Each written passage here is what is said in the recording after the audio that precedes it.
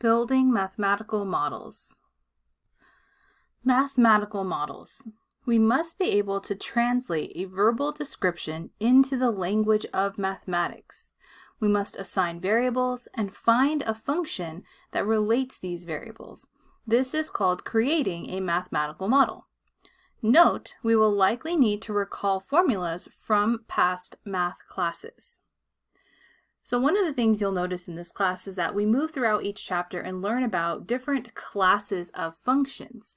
But in the real world phenomena is often modeled by functions that we ourselves have to build. We have to create these mathematical models to describe this real world situation. And then we can use that function to predict things and to just make decisions and form conclusions. So this is really the crux of what mathematics is to be used in other disciplines.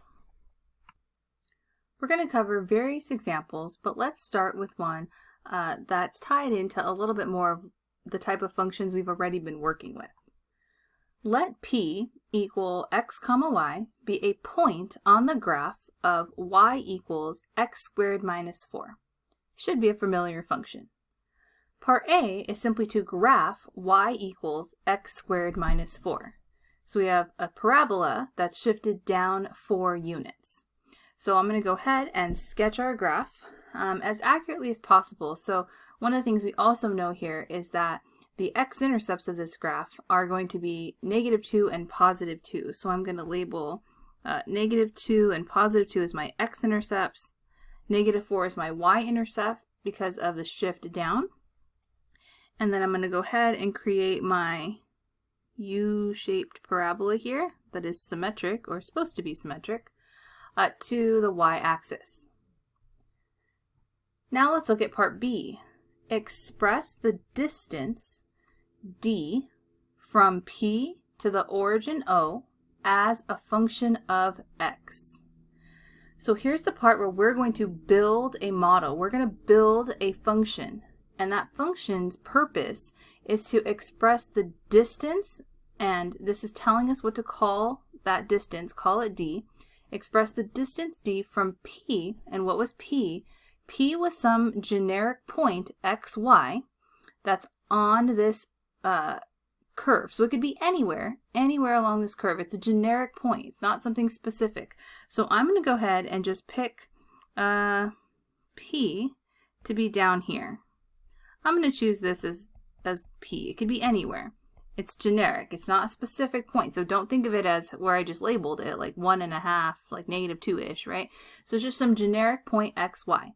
So express the distance d from the point P to the origin. So the origin is 0, 0. So d is this distance here from the point P to the origin. Now, if I would have picked P somewhere else, I could still have drawn this straight line distance between that point P and the origin. So this is what I want to represent. I want to express this d, this distance, express it as a function of x. All right, and I'm going to go ahead and label the origin 0, 0. Now this is where we have to start kind of pulling from past classes, formulas from past classes. So we should know how to find the distance between 2 points. So the formula for finding the distance between 2 points is the following. So the distance, and I'm going to leave a gap here for a reason. So I'm putting d is equal to, the formula is, it's the square root, put a big square root, the square root of subtracting the y values between the 2 points. So it's like y2 minus y1, but here our y values are y and 0. So it's like y minus 0, quantity squared. So this is like a y2 minus y1 squared, plus, then what we do is we subtract the x values and square it. So x minus 0 this time, again it's like x2 minus x1, so this is x minus 0 squared. So right now, distance d has a y in it and an x in it. So right now, distance is a function of x and y, x comma y.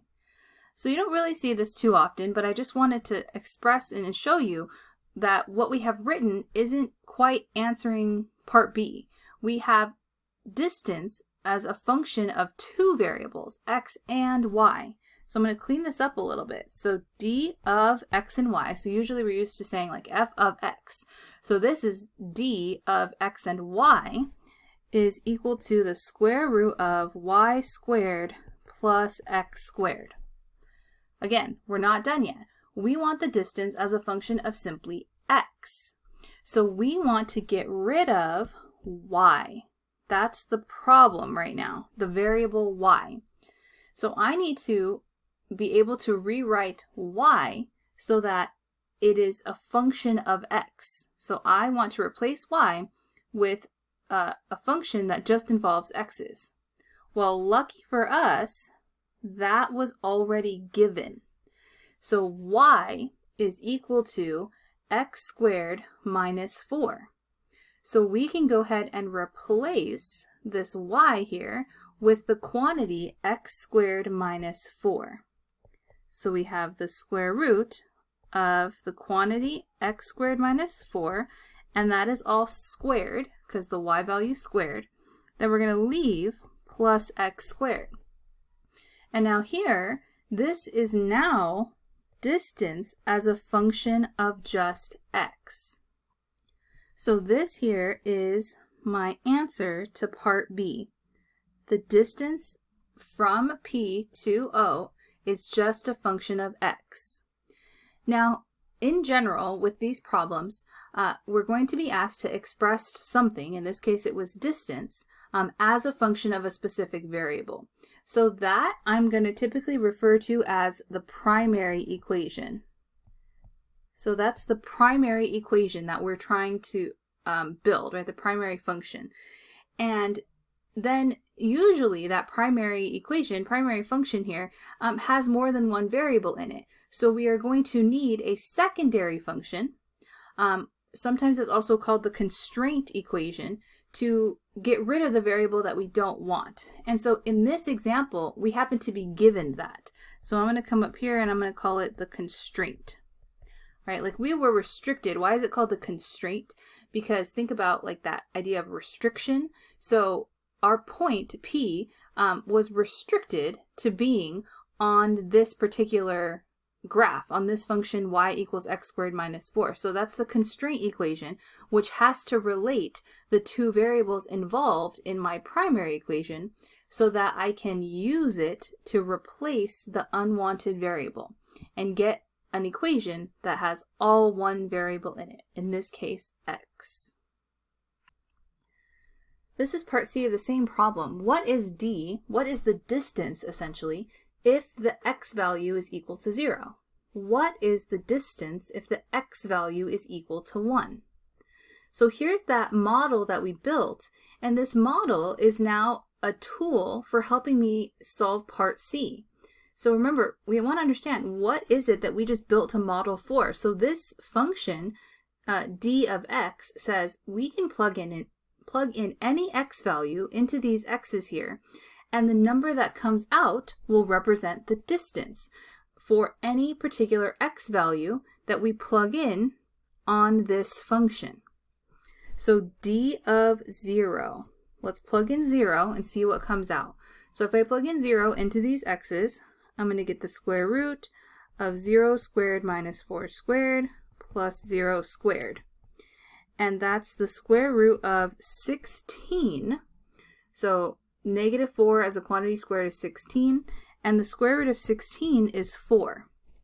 So this distance is 4 if the x value I choose on this curve is 0. So let's think about this for a second. If I plug in x equals 0 right here into this function, if I plug in 0, what comes out is negative 4. So it's this point right here.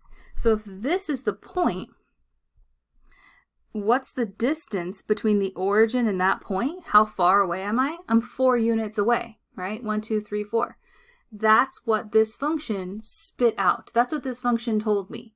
So when I plug in 0, the distance between that point on this equation and the origin is 4 units, right? I'm 4 units away. So now let's go ahead and look at it for x equals 1. So what's d of 1? So here, if I substitute in 1 squared minus 4 squared plus 1 squared, whoops. Yep, sorry. 1 minus 4 is -3. -3 squared is 9. And then 9 plus 1 is 10. So we have the square root of 10, which can't be simplified any further. So what we're saying here is that when we plug in x equals 1 into this function right here, so when I plug in 1, it's going to be some point down here. So I'm going to change colors and emphasize what's happening. So at 1, I'm now at this point, right? This point P. So the distance between P and the origin, turns out that distance is the square root of 10. Right? That's how far away I am.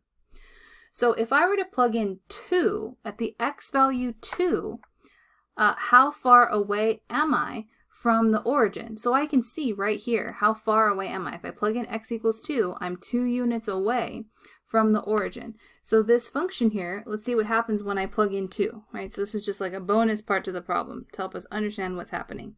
So if I plug in 2, I get 2 squared minus 4 squared, and then plus 2 squared. So here, 2 squared minus 4, this is 0. And then 2 squared is 4, and the square root of 4 is 2.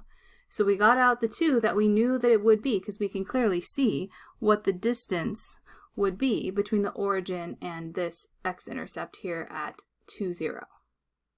So this is an example to show how we're going to need to build a primary equation that involves one variable, and we usually have to have a second equation that may be given or that we need to find that relates two variables so that we can eliminate one of the variables from the primary equation. So we need to find a primary equation, we need to build or use a given constraint equation to make that primary equation, and then once we have that primary equation, sometimes we'll just stop and that will be the answer for this class in precalculus, and then in calculus you go on and use that function, or in this class we might use that function. So here we showed what that function did, right? What we built and how it can be used.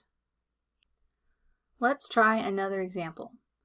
A rectangle is inscribed in a circle of radius 4.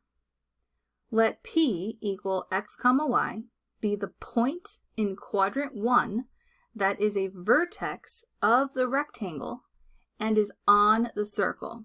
So let's stop right here for a second. First, we are going to put a rectangle inside of a circle of radius 4. So we have this xy plane here, and we're centering our circle at 0, 0, because that's the easiest thing to do. And so we have our circle centered at the origin with a radius of 4. And inside, because the word inscribed, inside this circle is going to be a rectangle. And P, which is some generic point xy, is in quadrant 1, so the top right quadrant. There is a point that is a vertex of the rectangle, which means one of the corners. So I'm going to go ahead and start by drawing the point P. So I'm going to just pick some random point. I always want to be generic when it's P equals xy. So this is some point x comma y in quadrant 1, and it's one of the vertices of my rectangle. So now I'm going to go ahead and complete the rectangle. So I'm going to go ahead and go straight down and then straight left. Oops. See if I can be a little bit more accurate here. And then straight up. Doesn't want to fix my lines here. Straight up. And then straight over. So here is my rectangle, right?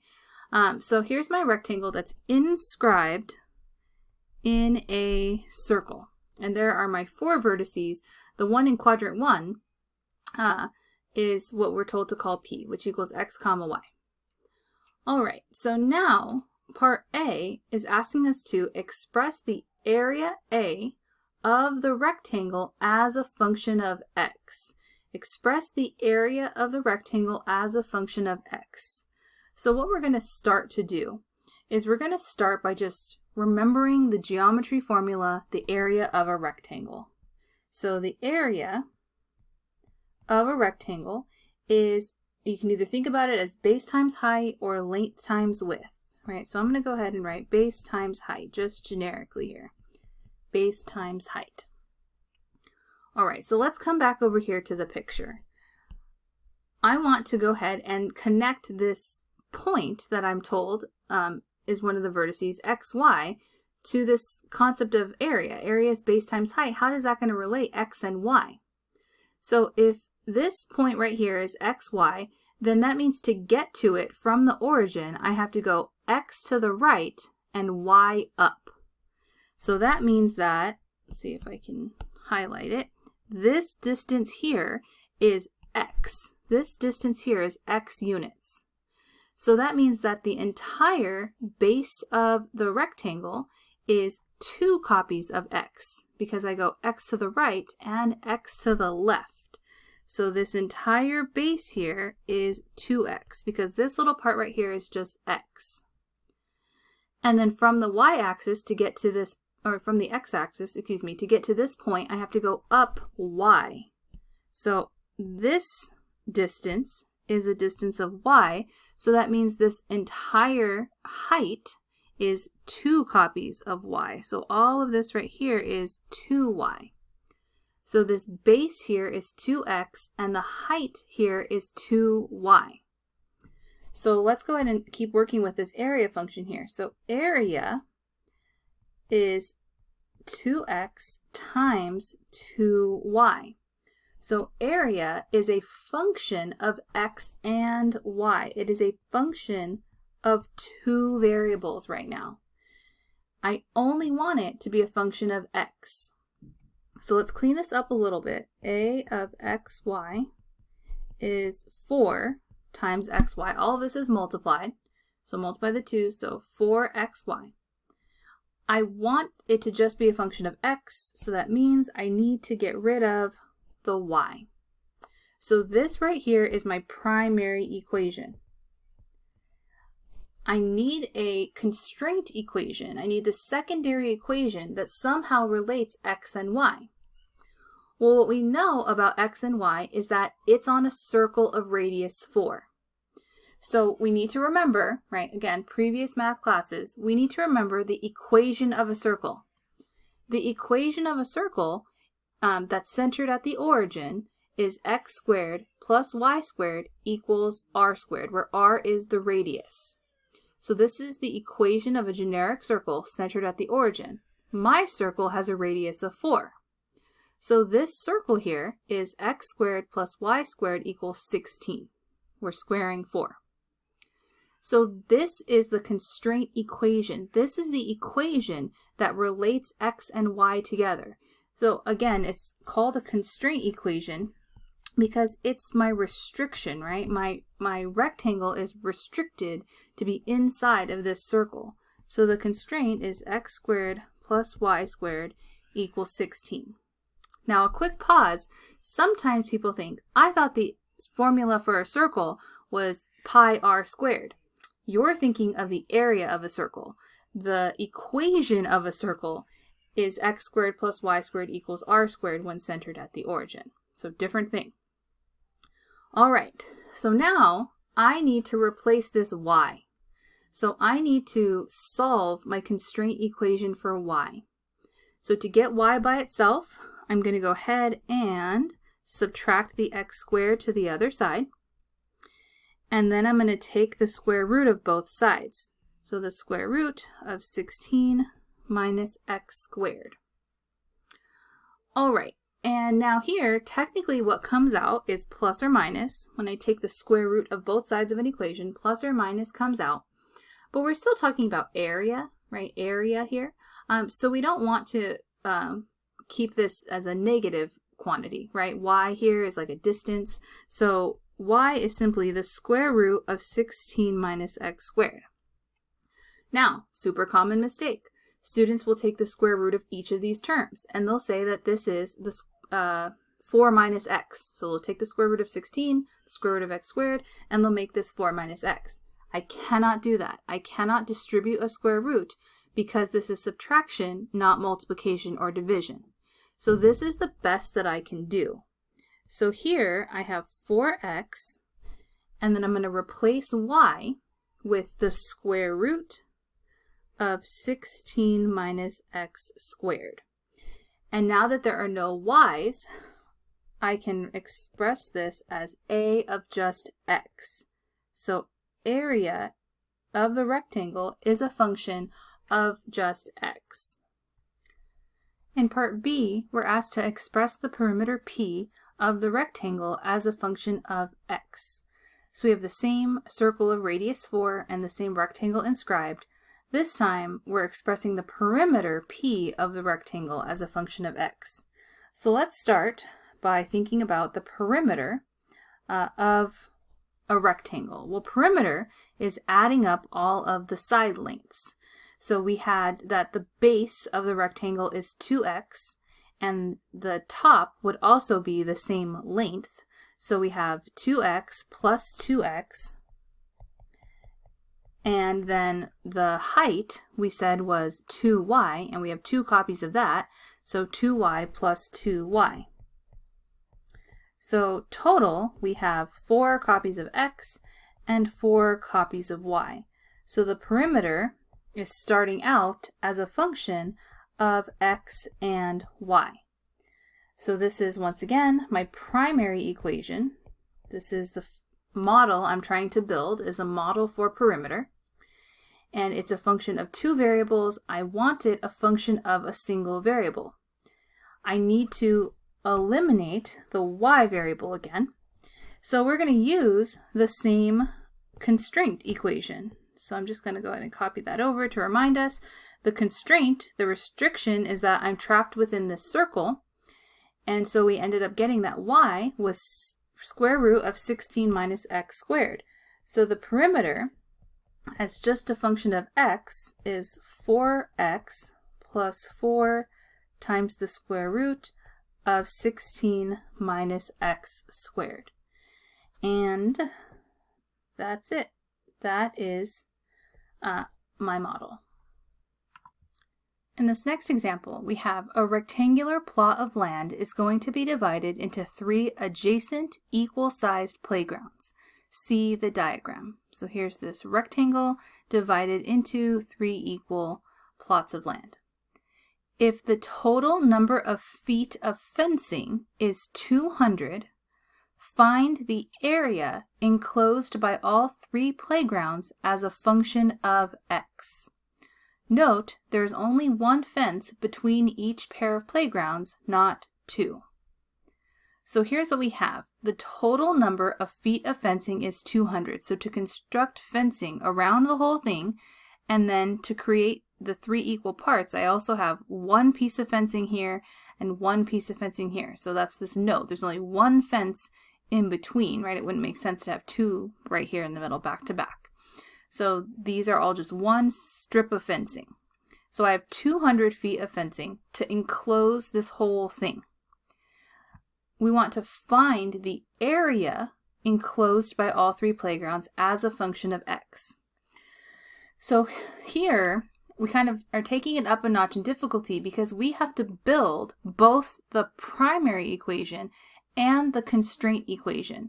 So in the previous examples, we were given the constraint equation, or there was a known function for the constraint equation. The equation of a circle is known. Here, we're going to have to build both ourselves. So here, I'm going to go ahead and kind of separate my work and think about, well, first things first, the primary equation. What do I want a function of? I want to find the area. Find the area by all 3 playgrounds as a function of x. I want area as a function of x. So we might even want to put that next to primary. Like, that's the goal here. So what do we know about area? Let's remind ourselves of a rectangle in general. Area is base times height, or again, length times width.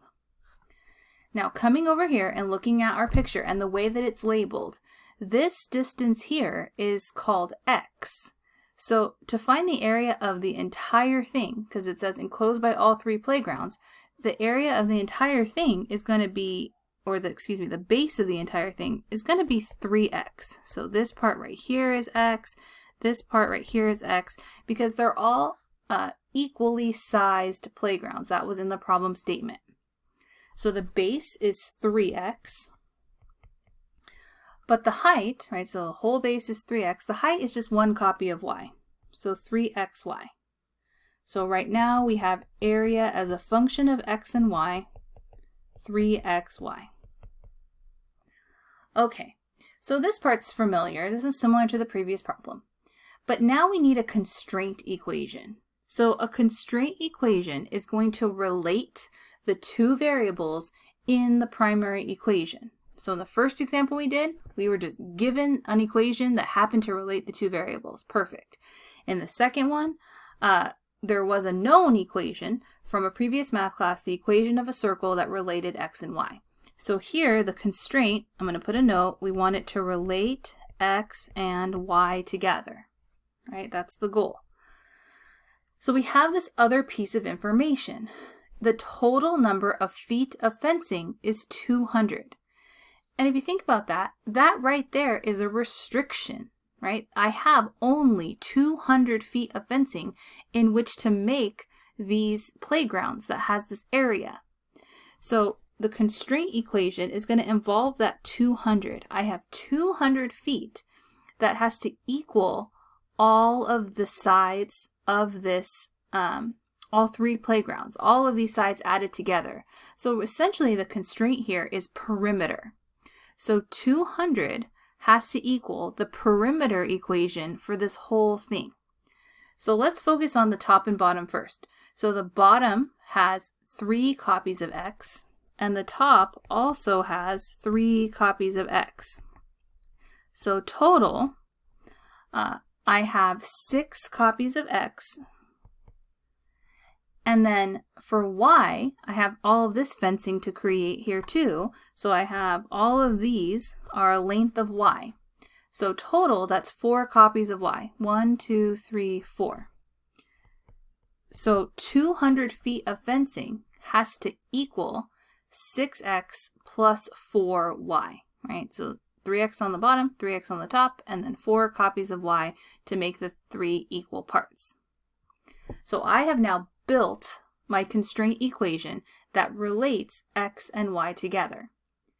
And it's not solved for y, so that's the next step. I need to eliminate this y, so I need to solve this equation to get y by itself. So we'll have 200 minus 6x is equal to 4y, and then we'll divide everything by 4, right? Both sides by 4. So we have 50 minus 3 halves x is equal to y. And then I can go ahead and substitute this into my primary equation so that it's just a function of x. So a of x is 3x, and then 50 minus 3 halves x, all that as a quantity. All right, so here we can go ahead and leave this as our answer. If we want, we can go ahead and distribute it out, distribute in this 3x. That's fine as well, so we can leave it as 150x minus 9 halves x squared. And that helps us recognize this is a quadratic function, which you'll see comes into play a little bit later. In this example, I want to inscribe a right circular cylinder of height little h and radius little r in a sphere of fixed radius big R.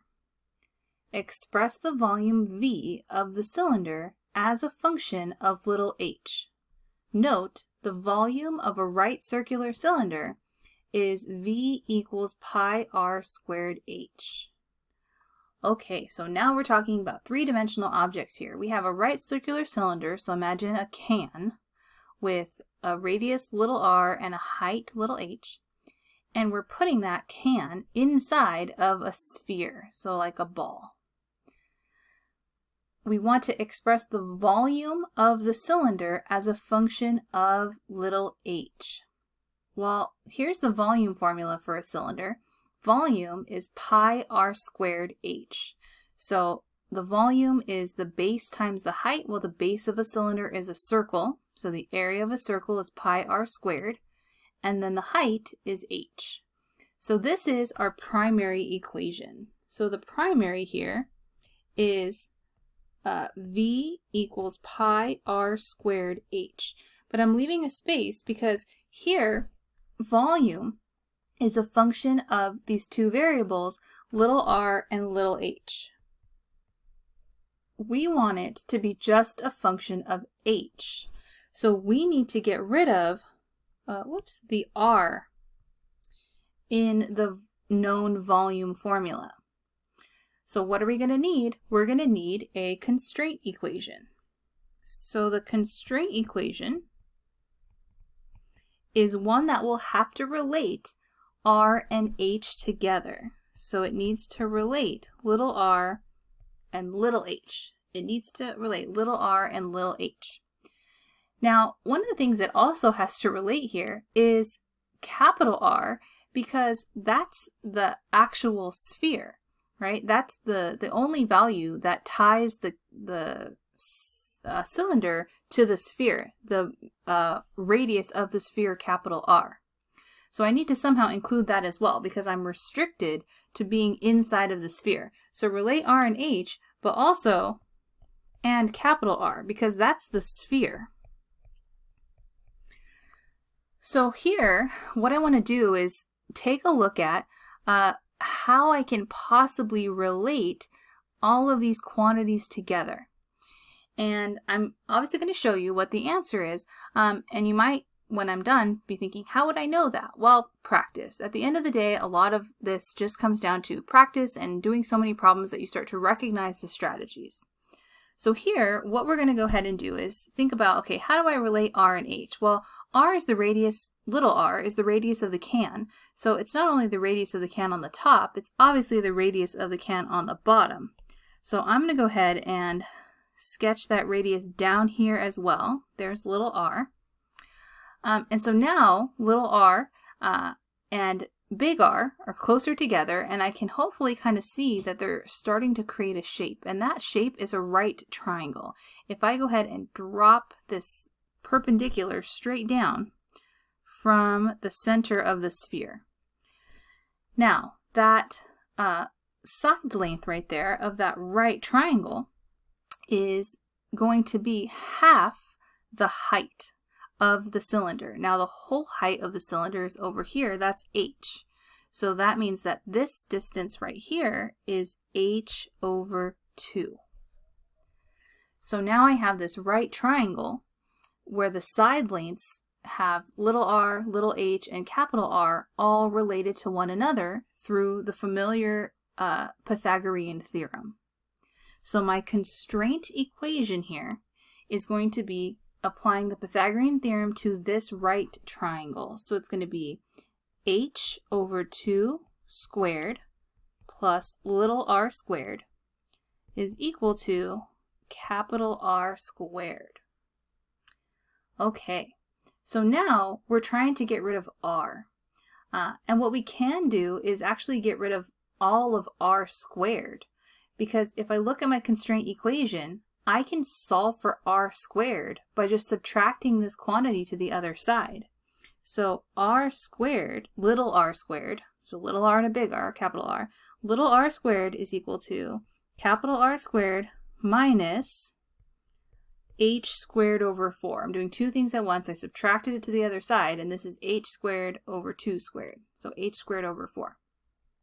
So now I'm not only going to replace r, I'm going to replace r squared with this whole quantity right here. So that's going to go ahead and get plugged in. So pi times parentheses capital R squared minus h squared over 4 and then times h. So now v is a function of just h. Now you might be thinking, wait a minute, we just put a capital R in there.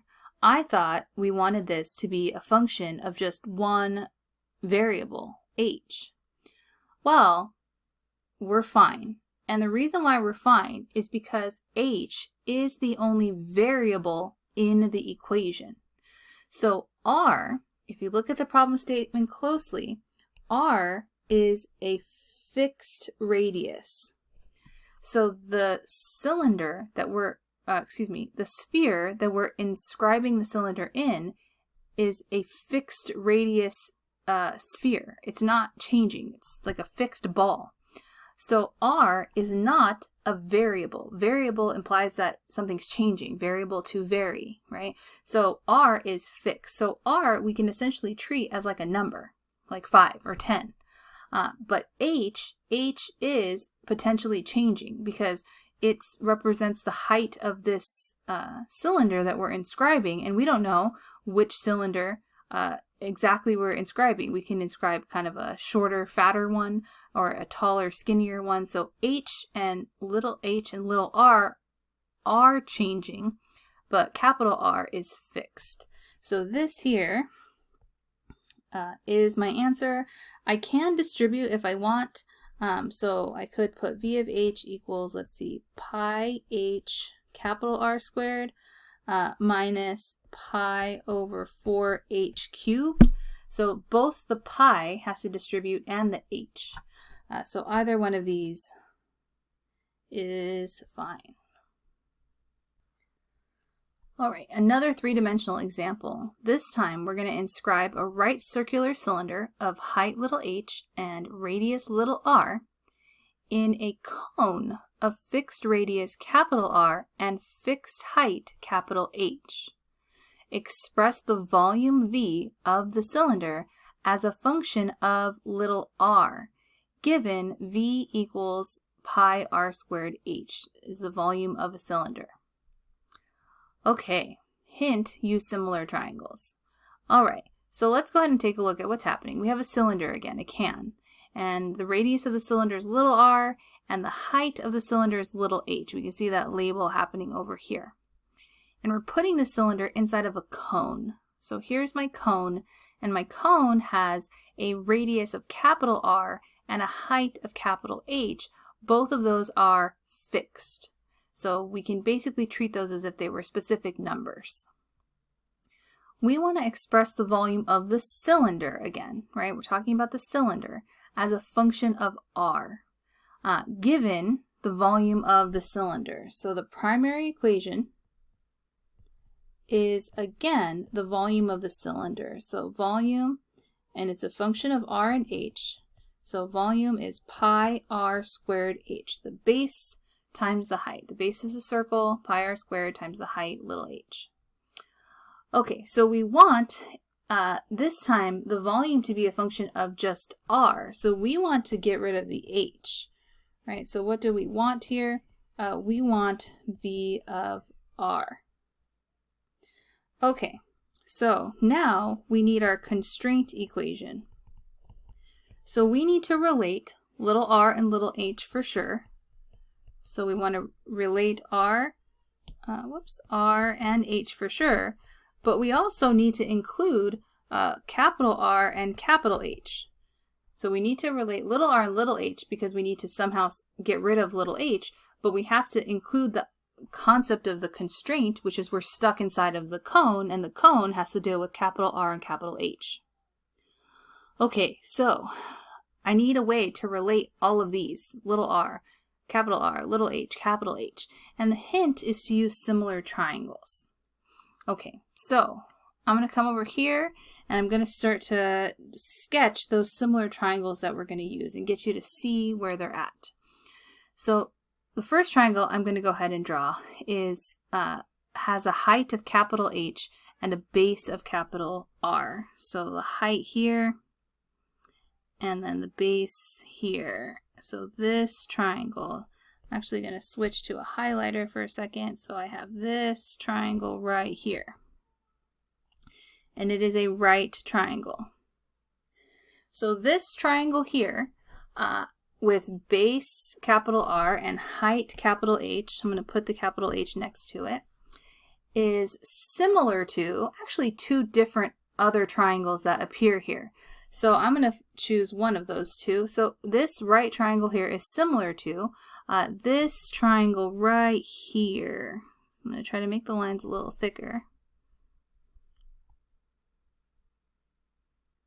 So this is also a right triangle, and I have the same angles involved, right? Two triangles are similar if they have all the same angles. So this is just like a scaled down version. So they share the 90-degree angle, or they have a 90-degree angle both, and they share this bottom right-hand angle. So that means these top angles would be the same.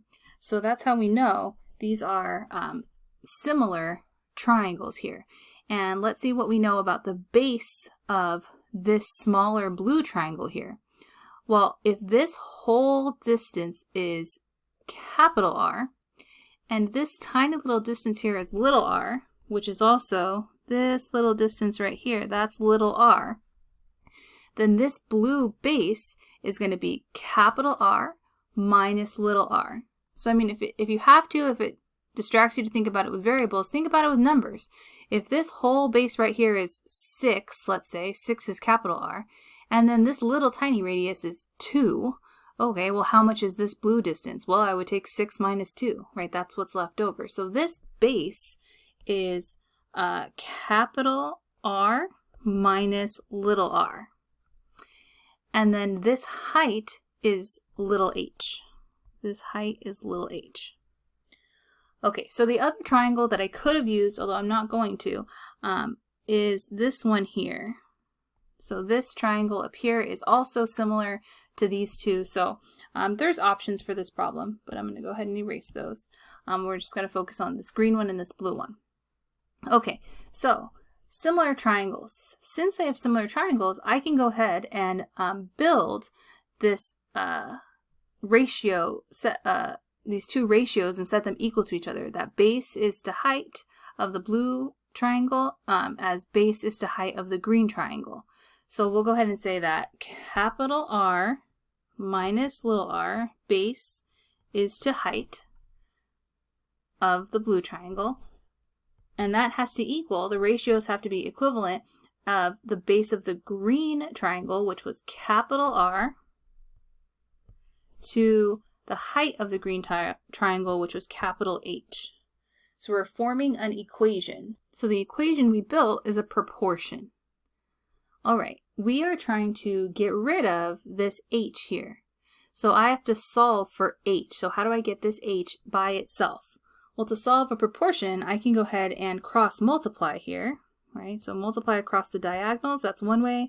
So we have little h times capital R equals capital H times the quantity big R minus little r, and then divide both sides by capital R.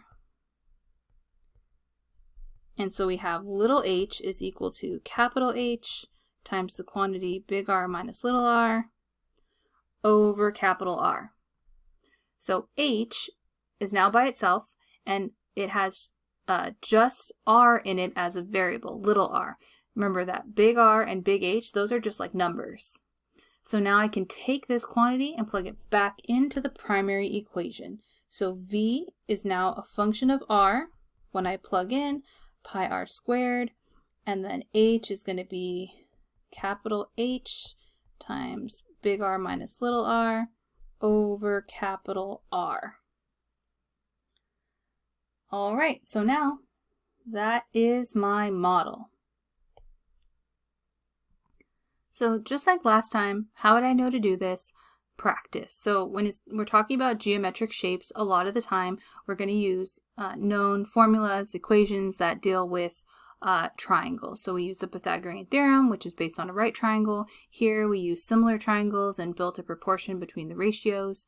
And so in those other problems, we're either given the constraint equation, or we have to know previous formulas like the distance formula, or the equation of a circle. So there's a lot of layers to these problems, and they definitely require us to understand the concept of building the primary using the constraint, but they also require our past knowledge from a little bit of geometry and a little bit of previous algebra courses.